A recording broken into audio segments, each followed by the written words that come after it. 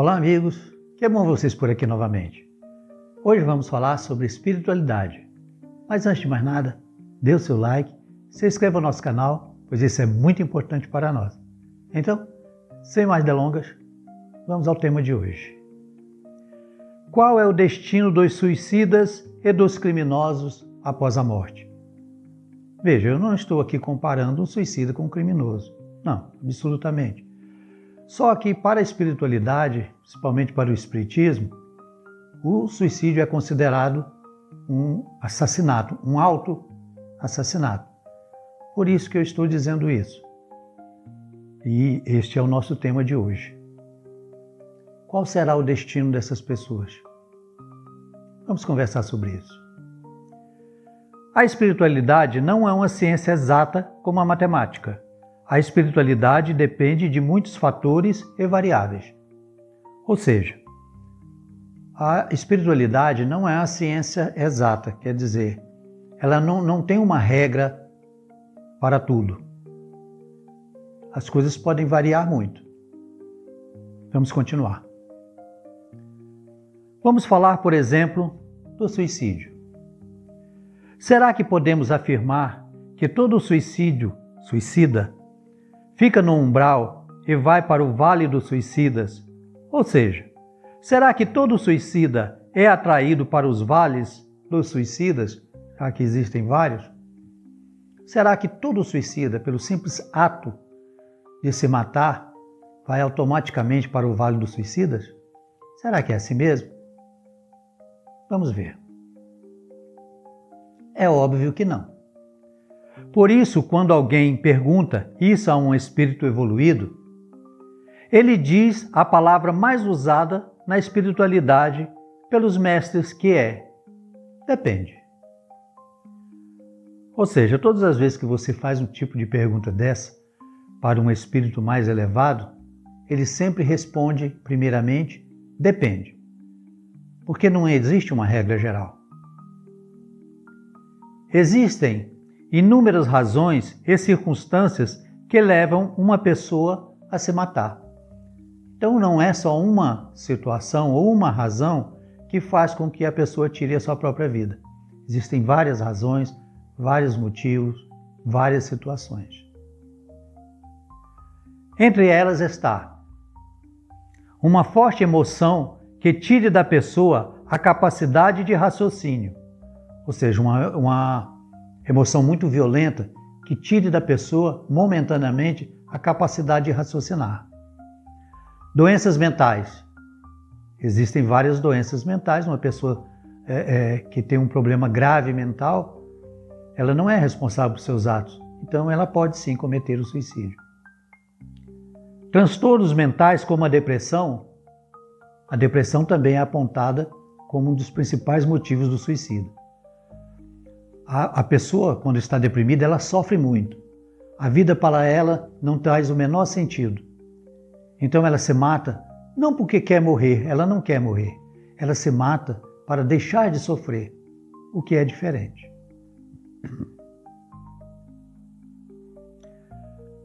Obsessão. Quando o obsessor domina o pensamento da vítima. Numa obsessão muito grave, o obsessor pode realmente dominar completamente o raciocínio e a mente da vítima. Mas não que ela esteja totalmente indefesa. Muitas vezes, a subjugação é tanta que ela se deixa dominar. Então isso pode acontecer. Uso de drogas. Uma pessoa, sob o uso de drogas, pode sim se matar. Ela pode achar que pode voar e pular de um prédio, por exemplo. Ela pode pegar um carro e sair a toda velocidade e achar que pode atravessar um muro. Isso é possível. Casos em que a pessoa se sacrifica para salvar outra pessoa. Então tem os casos, de que a pessoa ela se sacrifica, ela sabe que vai morrer, mas ela tenta salvar a outra pessoa. Isso é sacrifício. Orgulho, vergonha, dívidas. Orgulho, por exemplo, no caso da pessoa descobrir alguma falta muito grave dessa pessoa. Então ela não suporta o julgamento dos outros e por isso ela resolve tirar a própria vida. Ou também dívidas. É muito comum. Dívidas, principalmente jogadores, às vezes devendo para traficantes, para criminosos, para agiotas. Então muitas vezes é possível que ele, num ato de desespero, tire a própria vida. Podemos ver que a lista de motivos é enorme. E cada um desses motivos traz uma carga de responsabilidade diferente da outra. E assim, a reação do suicida depende de vários fatores, como educação, cultura e espiritualidade. Então, como existem muitos motivos, muitas circunstâncias, muitas razões, então a responsabilidade, a responsabilização daquele espírito pelo ato varia muito. Cada caso é um caso. Todas essas situações, e diante de tantas variáveis, fica impossível dizer com certeza qual será o destino dos suicidas. Cada caso é um caso. Então, diante de tantas circunstâncias variáveis, é impossível você dizer, determinar qual será ou prever qual será o destino de um suicida. É impossível, pois cada caso é um caso. Tudo depende. Pode até não ter consequência ou ter uma consequência mais branda ou mais grave, conforme o caso. Então, o suicida pode ter consequências quase que nenhuma. Sempre haverá alguma consequência, mas pode ser uma consequência leve ou pode ser uma consequência muito grave, dependendo da situação e dependendo da intenção e da situação psicológica, né, daquela pessoa que cometeu aquele ato. O mesmo ocorre no assassinato, traição, abandono e nas diversas formas de crimes e erros graves. Então, da mesma forma que o suicídio, também o assassinato, o abandono, por exemplo, de crianças ou de pessoas doentes e outras situações, né, em que a pessoa age com perversidade, com falta de amor, todos esses casos podem ser comparados, por exemplo, na responsabilização ao caso de suicídio. Então, todos esses são faltas graves, mas tudo depende também das circunstâncias. Existem inúmeras situações, circunstâncias, agravantes e atenuantes. As variáveis são praticamente infinitas e as consequências e as responsabilidades são diferentes em cada caso. Então, existem muitos casos em que, por exemplo, a falta grave ela é agravada. Outras vezes, a falta é atenuada devido às circunstâncias. Aqui mesmo na Terra, na nossa justiça, o juiz, ao julgar, leva em conta tudo isso. As agravantes, a intenção da pessoa, e as atenuantes, as circunstâncias em que foi cometido o crime, aquela falta. Mas independente das consequências dos erros cometidos, durante a encarnação, Deus não julga ninguém. As consequências dos nossos atos advêm da lei de ação e reação. Ou seja, Deus não julga ninguém. Deus não está ali para julgar, para apontar o dedo para ninguém. Existe a lei de ação e reação e esta lei se cumpre automaticamente, sem haver nenhuma necessidade de intervenção divina.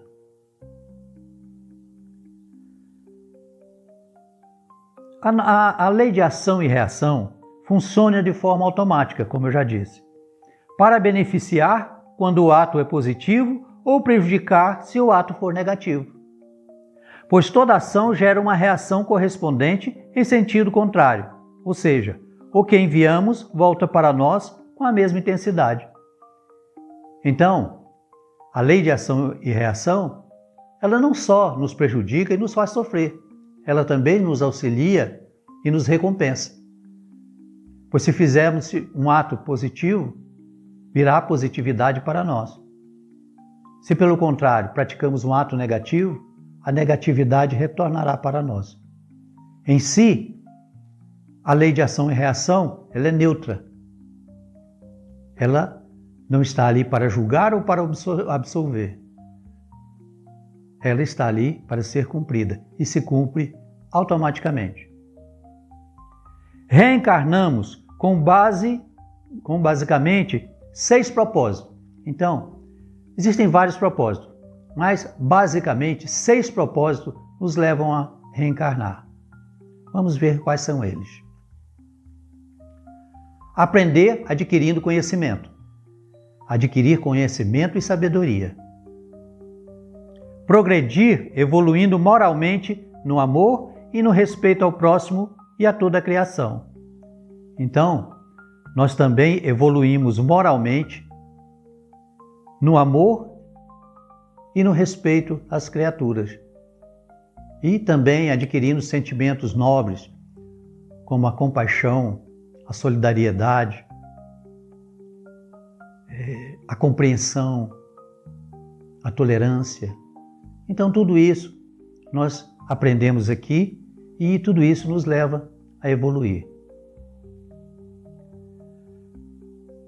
Podemos também vir para resolver pendências, nos reconciliando com os adversários do presente e do passado. Outra questão que nos leva a vir aqui é a reconciliação com adversários, ou inimigos, como queiram, do passado, de vidas passadas, ou desta vida mesmo. No caso de que esses inimigos sejam de longa data. Essa inimizade tenha nascido em outras vidas. E estando aqui, nós nascemos para isso também. Mas estando aqui, nós também temos que resolver as questões pendentes dos adversários desta vida atual. Caso contrário, esses adversários nos seguirão após a morte e até mesmo em outras encarnações. Então, se não resolvermos aqui, teremos que resolver lá na frente. Então, por que não resolver aqui e partir para outro mundo sem inimizade alguma, sem nenhum peso na consciência? Auxiliar outros espíritos encarnados ou não. Também é um objetivo da vida. Auxiliar os outros, o próximo, independente se eles estão encarnados ou não. Sim, nós podemos ajudar os desencarnados, através das nossas ações, das nossas preces, mas principalmente das nossas ações. Eles nos veem e nós somos um exemplo para eles também. Ok? Fazer a reforma íntima. Essa é muito importante. Devemos fazer a nossa reforma íntima, nos reformar intimamente para melhor, para sermos mais amorosos, não só com os nossos próximos, mas para com todas as criaturas, para com a natureza, para com o planeta. Nós devemos adquirir empatia e generosidade. Todos nós devemos fazer essa reforma. Deixar o mundo um pouco melhor do que encontramos ao nascer. Isso é muito importante. Vamos deixar o mundo, nem que seja um pouquinho melhor do que quando aqui nós chegamos. O mundo nos recebeu, ele nos auxilia a evoluir, nos dá tantos momentos bons ao lado das nossas pessoas, dos nossos entes queridos, as vitórias que temos nesse mundo. Então, o mínimo que podemos fazer é deixar este mundo um pouquinho melhor para as próximas gerações, para os nossos entes queridos que ficarem e para nós mesmos, porque nós vamos retornar aqui. E retornando, encontraremos um mundo melhor que nós mesmos ajudamos a criar. Assim, o sucesso da nossa encarnação, a forma como seremos recebidos no mundo espiritual e a condição espiritual que teremos após desencarnar, depende de como cumprimos cada um desses objetivos aqui nessa encarnação. Então a nossa situação como espírito, ao desencarnarmos, depende das nossas ações no presente, nesta encarnação. O lugar para onde nós vamos, as pessoas para as quais nós seremos atraídos e serão atraídas por nós, tudo isso depende dessa encarnação. Esta encarnação é a mais importante de todas as que nós tivemos. Essa é a oportunidade imperdível. Nós não podemos perder essa oportunidade. Vamos fazer o máximo. Nós não vamos conseguir cumprir todas essas tarefas. É óbvio que não. Só um ser muito evoluído conseguiria, mas vamos fazer o máximo que pudermos. Vamos fazer aí 70%, 60%, 50%, 30%. É melhor do que desperdiçar a encarnação. Qualquer conquista que nós fizermos nessa encarnação será de muito importante, uma importância tremenda no mundo espiritual, na nossa condição espiritual. E ficamos por aqui. Desejo a todos muita paz, muita saúde, muitas felicidades. Que Deus nos dê mais amor, compreensão, tolerância, que nos dê amor e muito equilíbrio. Um grande abraço e até uma nova oportunidade, se Deus assim o permitir. Tchau, amigos!